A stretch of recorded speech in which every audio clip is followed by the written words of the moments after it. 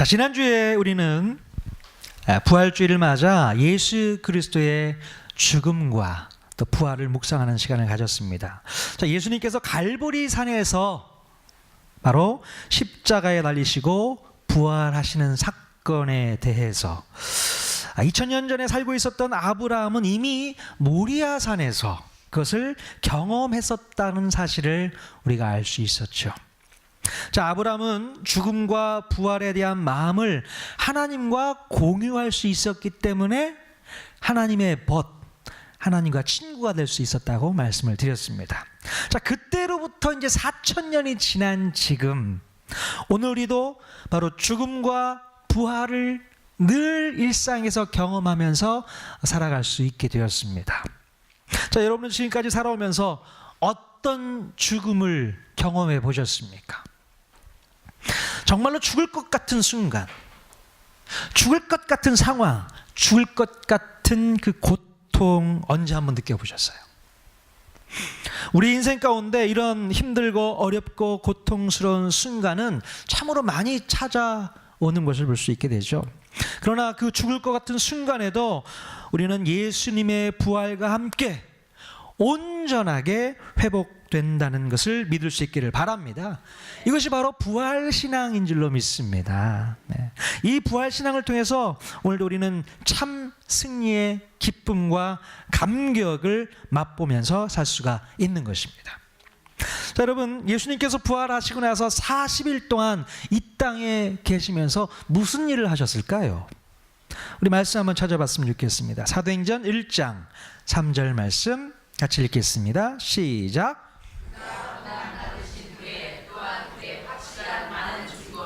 친히 살아계심을 나타내사 40일 동안 그들에게 보이시며 하나님 나라의 일을 말씀하시니라. 아멘. 자, 예수님께서 부활하신 다음에 아무 일도 하지 않은 게 아닙니다. 하늘로 승천하시 전 40일 동안 많은 증거들을 보이시면서 부활하셨음을 사람들에게 나타내시게 되는 것을 볼 수 있어요.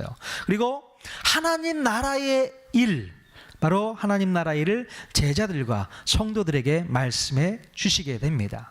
바로 하나님 나라의 완성을 위해서 예수님께서는 십자가에 달려 죽으셨기 때문에 내가 십자가에 달린 그 이유, 바로 하나님 나라가 뭔지를 그 40일 동안 예수님께서는 제자들과 많은 성도들에게 말씀해 주시게 되는 것을 볼 수 있습니다.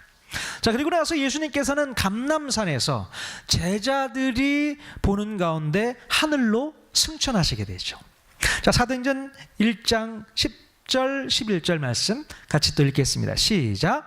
올라가실 때에 제자들이 자세히 하늘을 쳐다보고 있는데 흰옷 입은 두 사람이 그들 곁에 서서 이르되 갈릴리 사람들아 어찌하여 서서 하늘을 쳐다보느냐.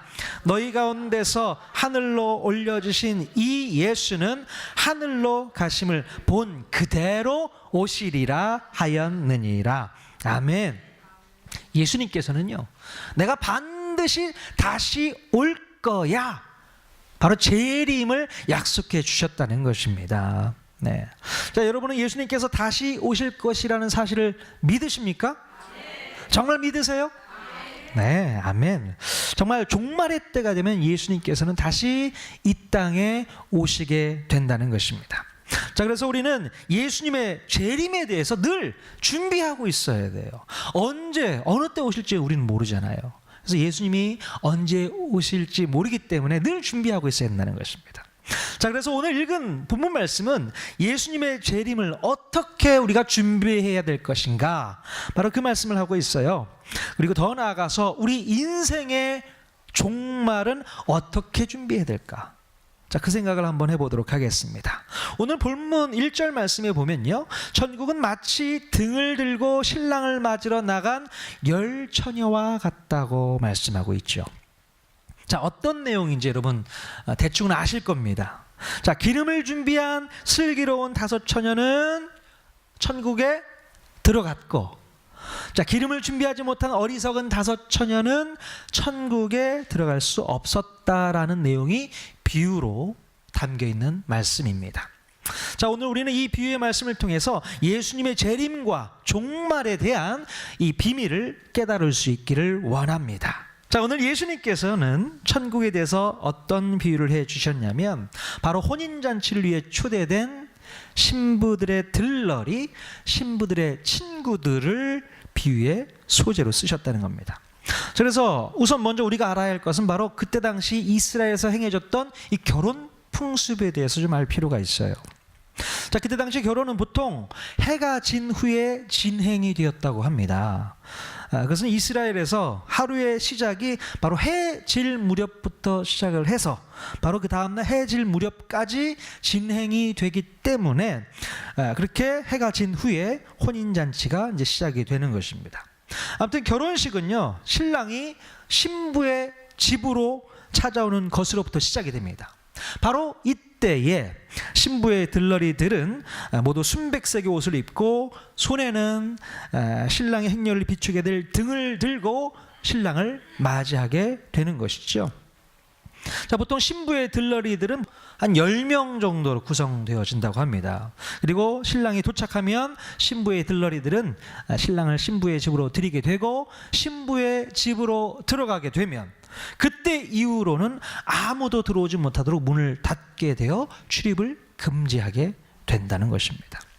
자, 그런데 여기서 특별히 신부의 들러리들이 준비해야 될 것이 있는데 그것은 바로 밝게 빛나는 등, 횃불을 준비해서 신랑의 행렬에 비추어 줘야 한다는 것이죠. 자, 그런데 만약에 등을 준비하지 않고 결혼 행렬에 참여하게 되면요, 이 사람은 뭔가 불순한 의도가 있는 사람으로 취급이 되어서요, 그 자리에서 쫓겨나게 된다고 합니다. 손에 등불이 꼭 있어야 된다는 것이죠. 자, 그런데 오늘 본문에서 보면 오늘 말씀의 주인공이 누구입니까? 신랑도 아니고 신부도 아니에요. 바로 오늘 말씀의 주인공은 결혼 행렬에 동참하기 위해서 신랑이 오기만을 기다리고 있었던 10명의 처녀들이었습니다. 자, 바로 이 처녀들에게 벌어진 해프닝을 우리 예수님께서는 비유로 말씀하시면서 중요한 재림신앙, 바로 종말신앙의 메시지를 전달하고 있는 것입니다. 자, 그렇다면 오늘 사건에서는 어떤 일이 일어나게 됩니까? 자, 바로 신랑을 기다리고 있었던 신부의 친구들이 신랑이 늦게 옴으로 인해서 기다리다가 잠이 들어버렸다는 내용이 나오죠. 자, 그런데 우리가 주의 깊게 봐야 할 것은요, 신랑을 기다리던 10명 모두가 다 잠을 잤어요. 자, 슬기로운 5처녀는 깨어 있었고 어리석은 5처녀는 자고 있었다, 이 얘기를 하는 게 아니잖아요. 슬기로운 5처녀도 어리석은 5처녀도 다 함께 잠을 자고 있었다라는 것입니다. 자, 그런데요, 아까 잠깐 말씀을 드렸지만 이 비유는 종말을 준비하는 성도들의 태도와 자세를 가르치기 위한 비유이기 때문에 언제나 우리는 영적으로 깨어 있어야 한다는 것을 목적으로 이 비유의 말씀이 사용되어졌다는 것을 알아야 됩니다. 자, 그래서 마태복음 25장 마지막 절 13절에서도요 이런 말씀이 있습니다. 같이 한번 읽겠습니다. 시작. 그런즉 깨어 있으라, 너희는 그 날과 그 때를 알지 못하느니라. 아멘. 자, 그런데 여기서 이상한 점을 발견하게 돼요. 만약에 우리가 영적으로 깨어 있어야 함을 비유로 설명하기 위해서 이 비유의 말씀이 사용되어졌다면 슬기로운 5처녀는 어떻게 하고 있어야 돼요? 깨어 있어야 되고, 그리고 미련한 5처녀는 잠을 자고 있어야 했다라고 말해야 정상적인 스토리가 될 것 같아요. 자, 그런데 본문에서는 모두 다 잠을 자고 있었다라고 표현하고 있습니다. 좀 이상하죠? 자, 모두 다 잠을 자고 있었는데 5명은 슬기롭다라고 말해주고 또 5명은 미련하다고 말하고 있으니까 앞뒤가 좀 안 맞는 것 같기는 해요. 자, 그렇다고 한다면 오늘 본문 말씀에서 볼 때 잠을 자지 않고는 아무런 문제가 되지 않는다는 것을 우리가 볼 수 있습니다. 자, 그들이 모두 자고 있었다는 것은요, 단순히 신랑이 밤 늦게 찾아왔다는 것을 강조하기 위해서 쓰여진 표현이라는 것입니다. 그러니까 바로 와줬으면 좋았을 텐데 바로 오지 않고 기다리게 만들었다는 겁니다. 밤 늦게 도착했다는 것을 얘기하고 있어요.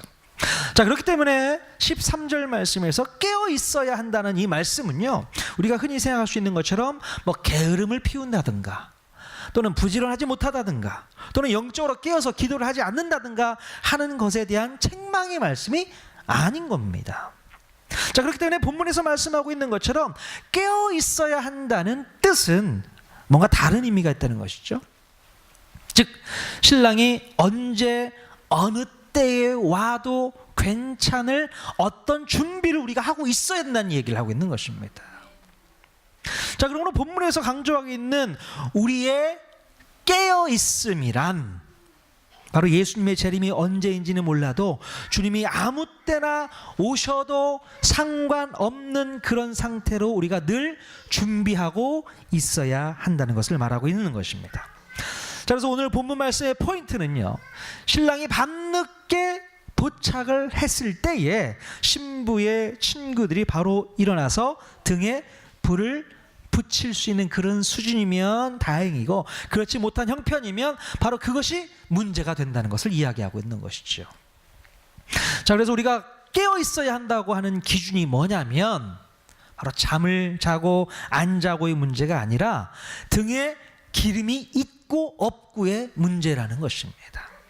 자, 등에 기름을 가득 채우고 있다면 영적으로 깨어 있는 것이고, 등에 기름을 채우지 못해서 등을 밝힐 수가 없게 되었다면 영적으로 잠을 자고 있다라고 이렇게 우리가 볼 수 있는 것이죠.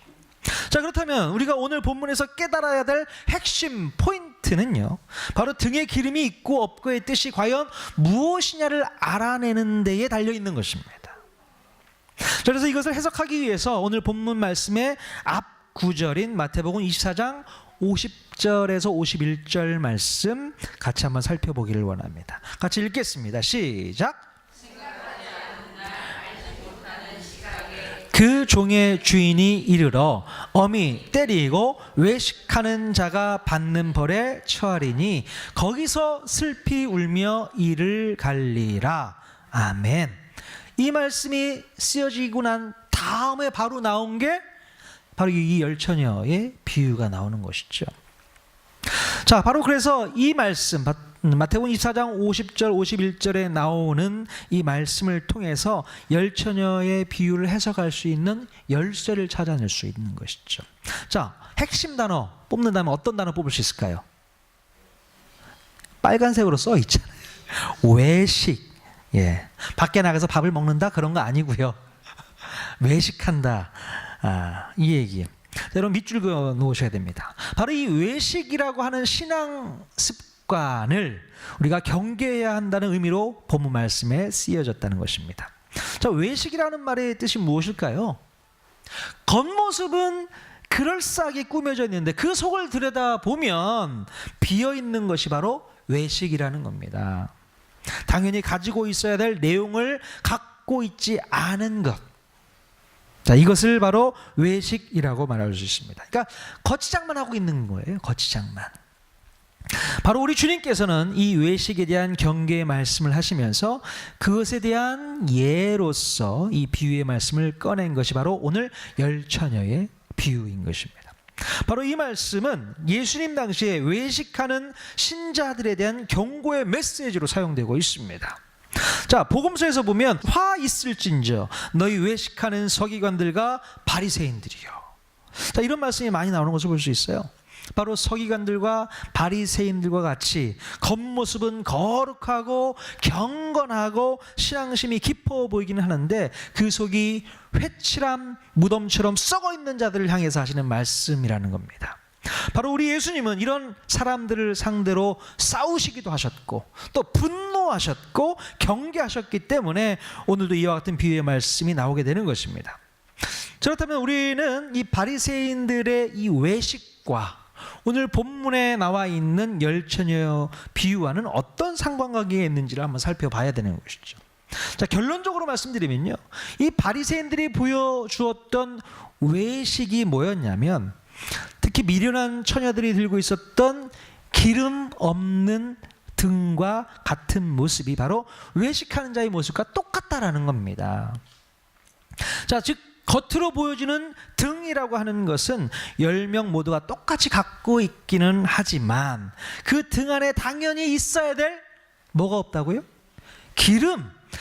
기름이 준비되어 있지 않은 모습이 바로 바리새인들이 보여준 외식과 똑같다라는 얘기를 하고 있는 것이죠. 그럼 그렇다면 그때 당시 외식하는 바리새인들이나 서기관들, 대제사장 세력들이 가지고 있었던 문제점들은 무엇이었을까 한번 생각해 보시기 바랍니다. 자, 그들은 예로부터 전해 내려오는 신앙의 모습들을 가지고 있었던 사람들이었어요. 자, 그들이 소유하고 있었던 신앙적 유산이라고 한다면 율법, 성전제도, 제사제도 뭐 이런 것들을 그들이 가지고 있었잖아요. 그래서 건물과 또 규칙으로 잘 세팅해서 습관적인 그런 종교 생활을 하고 있었다는 것입니다. 자, 이렇게 율법이라든가 제사제도, 성전제도 같은 이 유전들은 바로 그 본질이 뭡니까? 하나님을 사랑하고 이웃을 사랑하는 것으로 나타났어야 되는 것입니다. 자, 그러나 이러한 본질로 드러나야 할 모습은 완전히 사라진 채 그 껍데기만 붙들고 살면서 하나님 사랑과 이웃 사랑은 안중에도 없고 오직 자신들의 이익과 욕심을 채우는 도구로 그것을 바꿔버렸어요. 자, 이것이 바로 그들의 외식하는 모습이었고 등불에 기름이 없는 모습이라는 것입니다. 자, 그래서 우리 예수님께서는 외식하는 그들을 책망하시고 이제 새로운 대안을 제시하기 위해서 이 땅에 오셨다고 성경은 말씀하고 있습니다. 자, 인간들의 외식으로 인해서 썩어빠진 이 성전과 율법에 매여 있는 제도적 시스템을 대신할 수 있는 새로운 대안을 선포하고 계셨던 것입니다. 자, 그것은 바로 예수 그리스도 당신 자신을 통한 바로 구원의 길, 바로 그 구원의 길을 제시하고 계셨다는 것이죠. 이제 예수님 자신이 율법의 완성으로 등장하셨고 당신을 통해서만 모든 의와 진리와 거룩이 완성된다는 바로 하나님 나라를 선포하시게 되었다는 것입니다. 자, 그러므로 우리에게 있어서 이 영적인 구원의 본질은 바로 오직 예수 그리스도를 통해서만 구원이 가능하다는 것을 깨달아야 한다는 것입니다. 예수님만이 우리를 구원해 줄 수 있는 유일한 길이라는 것이죠. 자, 그러나 안타깝게도 바리새인들이 들고 있었던 이 기름 없는 등불, 즉 율법주의적인 외식과 위선적인 태도를 가지고서는 결코 천국의 문으로 들어갈 수 없다는 것을 말씀하기 위해서 이 미련한 5 처녀가 등장하고 있는 거예요. 자, 그러므로 이 10처녀 비유에서 나온 기름을 가진 등과 기름을 가지지 않은 등의 차이는 바로 신앙생활을 하는 우리들 모두가 예수 그리스도를 우리 마음 가운데 모시고 있느냐 모시지 않느냐의 차이로 볼 수 있다는 것입니다. 한마디로 말하면 예수 그리스도가 마음 중심에 있는 사람은 바로 기름을 가진 등이라고 말할 수 있고요. 예수 그리스도가 우리 마음 중심에 없는 사람을 기름을 가지지 않은 등이라고 말할 수 있다는 것입니다. 자, 겉으로 보여지는 모습은 똑같죠. 하지만 기름이 있고 없고의 문제는 너무나도 큰 차이를 보여주게 되는 것입니다. 자, 그래서 밤늦게 신랑이 찾아왔을 때 이 슬기로운 5 처녀와 어리석은 5 처녀가 둘로 나뉘어지게 되는 것처럼 내 인생이 끝나는 죽음의 종말이나 아니면 주님이 이 땅에 다시 재림하시는 그날에 우리가 둘로 나뉘어지게 된다는 것이죠. 어떤 근거에 의해서요? 바로 등에 기름이 있느냐 없느냐의 차이인 것이죠.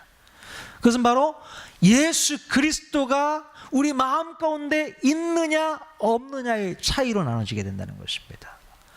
자, 예수 그리스도께서 내 안에 계신다면 어떻다고요?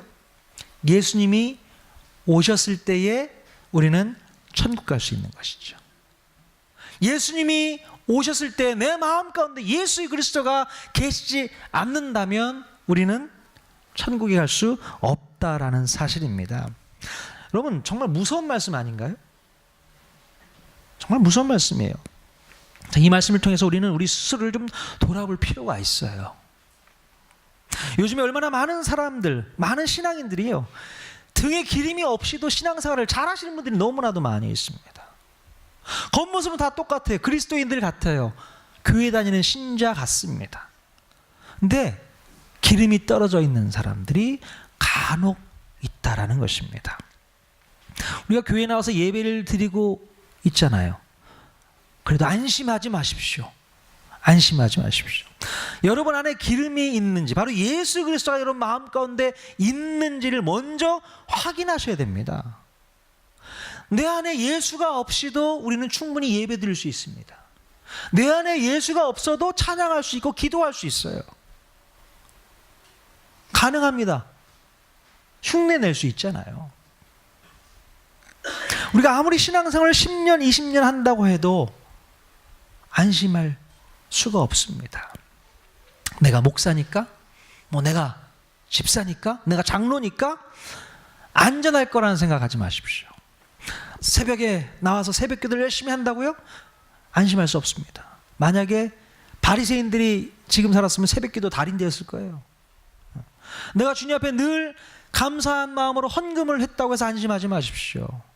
바리새인들도요, 늘 하나님 앞에 11조하고 헌금하고 얼마나 많이 했는지 몰라요. 그런데도 불구하고 예수님께서 욕하셨잖아요, 바리새인들을. 여러분 삶 가운데 예수 그리스도가 드러나지 않으면 기름 없는 등과 똑같습니다. 아무리 등을 들고 다녀도 기름이 없으면 구원을 받지 못하듯이, 아무리 우리가 신앙생활과 경건생활의 모습을 다 갖추고 있다가 하더라도 내 속에 있는 예수님을 확인할 수 없다면 우리는 구원받지 못한 인생이 될 수밖에 없습니다. 그러므로 바로 신앙적인 겉모습만 있어 보이는 척하는 자들 되지 말고, 오직 구원의 근거가 되고 뿌리가 되시는 예수 그리스도를 마음 가운데 분명히 모셔드려야 될 줄로 믿습니다. 여러분 마음 가운데 예수 그리스도가 계십니까? 아멘. 여기서는 확실하게 아멘 해주셔야 돼요. 아멘. 자, 그래서 오늘 맨 마지막 절에 보면요, 그런즉 깨어있으라, 너희는 그날과 그때를 알지 못하느니라, 이렇게 말씀하고 있어요. 자, 여러분, 우리는 예수님의 재림뿐만 아니라 개인적인 종말, 죽음이라고 할 수 있는데 언제 그것이 찾아올지 모릅니다. 어떻게 우리가 알 수 있겠어요? 당장 내일 일도 우리는 모르는 사람들이잖아요. 자, 보통 학자들에 의하면 예수님의 재림이 언제쯤 올 거다라고 추측을 합니다. 어떻게 추측을 하냐면 예수님이 아무 때나 오시는 것이 아니라는 거예요. 아무 때나 오시고 싶을 때 가야겠다, 그게 아니라 다 계획된 스케줄이 다 있다는 겁니다. 그래서 특별히 학자들이 말하는 것은 예수님의 재림은 절기, 특별히 나팔절에 오실 확률이 높다라고 이야기를 합니다. 성경에도 그런 얘기가 많이 있어요. 하나님의 나팔 소리 천지진동할 때에 예수 영광 중에 구름 타시고, 이 나팔 소리를 통해서 예수님이 재림하신다고 얘기하잖아요. 그날이 나팔절일 거라는 추측을 하게 됩니다. 자, 그래서 올해 나팔절이 언제인지 유대력으로 한번 찾아봤더니 9월 29일이더라고요. 올해가 아닐 수 있습니다. 다음 해, 그 다음에, 그리고 또 유대력으로 나팔절 날짜가 계속 바뀌는 거 아시죠? 그래서 해가 넘어가면 나팔절이 언젠지 먼저 점 찍고 그 전날 되면 기도 열심히 하고 계셔야 돼요. 몰라요, 솔직히. 언제 오실지 어떻게 합니까? 그걸 가지고 추측해서 이번에 오실 거다, 다음에 오실 거다, 이렇게 말하는 거는 1.5단, 2단이 될 수 있는 확률이 높은 것이죠. 예. 언제 오실지 우리 아무도 모릅니다. 자, 여러분, 예수님의 재림은요, 그렇다 치고 우리 인생의 개인적 종말은 언제일 거라고 생각하십니까? 언제라고 생각하세요?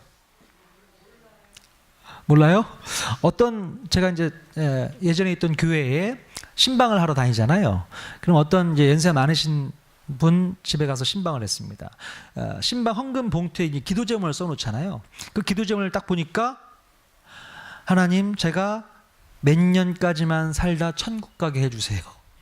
보니까 얼마 안 남았어요. 목사가 그걸 가지고 기도를 주님, 우리 집사님 몇 년 뒤에 천국 갈 수 있게 해주십시오. 이렇게 기도해야 됩니까? 그렇게 기도 못 하잖아요. 근데 그분은 정말 간절했어요. 오래 살고 싶지도 않다는 거죠. 딱 요 해만 살고 천국 가게 해달라고. 그래서 제가 그랬죠. 집사님, 천국 가고 안 가고는 주님께 맡기시고요. 하나님께서 우리에게 이 땅을 살아갈 수 있도록 해주시는 그 동안만큼은 사명감 가지고 기도하면서 사셔야죠. 그렇게 이제 기도를 해 드렸습니다. 시간이 많이 지났는데도 불구하고 그분 여전히 건장하시고요. 지난주에 야유회도 갔다 오셨다고 합니다. 언제 우리 인생의 종말이 언제 올지 모릅니다. 아무리 젊은 사람이라 할지라도요, 갑작스러운 사고로 인해서 우리 인생이 끝날 수가 있다라는 거 여러분 알고 계시잖아요. 예, 언제 어느 때 올지 모른다는 것입니다. 자, 그렇다면 여러분은 어떻게 이 종말 준비를 하시겠습니까? 우리 예수님께서 언제 어느 때 오셔도 좋은 그런 영적인 준비를 우리는 철저히 하고 있어야 된다는 것입니다. 어떻게 준비하시겠습니까? 지난번에도 말씀드렸지만 예수 그리스도라는 반석을 내 마음 가운데 반드시 세워야 된다는 것이죠. 내 마음의 중심, 바로 예수 그리스도가 내 안에 들어와 계셔야 된다는 것이죠. 그리고 늘 예수 그리스도라는 기름을 채우고 있어야 된다는 것입니다.